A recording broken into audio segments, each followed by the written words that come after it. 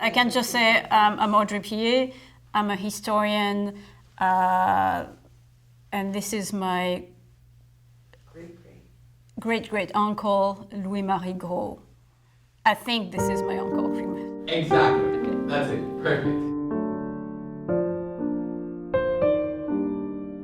The reason I hesitated when I showed the picture of my great-great-uncle is that as I started looking into him, into his role during the war and his life, I encountered only mystery. Most pictures that were taken in the past were sent as postcards, and at the back, usually there is a note or something addressed to the family, and there is a signature, and we know that it's a person, right? There is an indication. In this case, there is nothing at the back. So, what did he do before he went to the war? I don't know. I don't have documents about him. That's what is bothering me. As an historian, I like to be certain. I like to be 100% sure. So I went to the French archives. So I found him very quickly. He died in October 1918. My first reaction was a bit of a shock when you get on the page with his name. It says that the mention says that he did not die for France. Why didn't he die for France? But he is in the military archives, in the database for the soldiers of the First World War. Is the government saying that he didn't contribute to the war?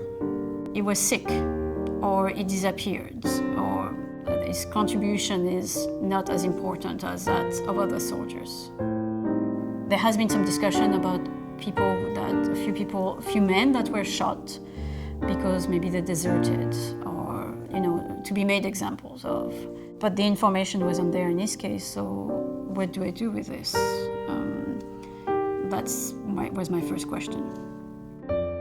There is mention of a tribunal, of judgment, but there were no details. So I picked up the phone and I called my mother and I said, what's up with this, basically? Why? What's the story? Was he shot? Was he executed? There are people that were executed because they deserted or for a number of reasons.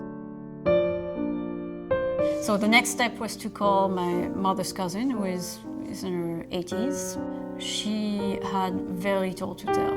My mother told me that she had heard of our uncles only on one occasion, when her great aunt mentioned them and how sad it was, and the fact that in the family that didn't celebrate the armistice, that didn't celebrate the end of the war, because there was nothing really to celebrate except the death of the brothers. The pattern here is clearly that we didn't talk about the war.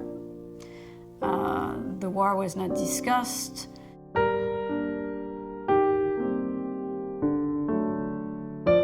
are questions that you can't ask because emotions come back to the surface, and as a historian you can walk away and close the door and never see the people again, potentially.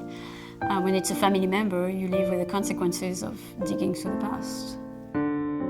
If I'm going to pursue this, and I probably will at some point, is by going to the archives and looking at paper and pictures.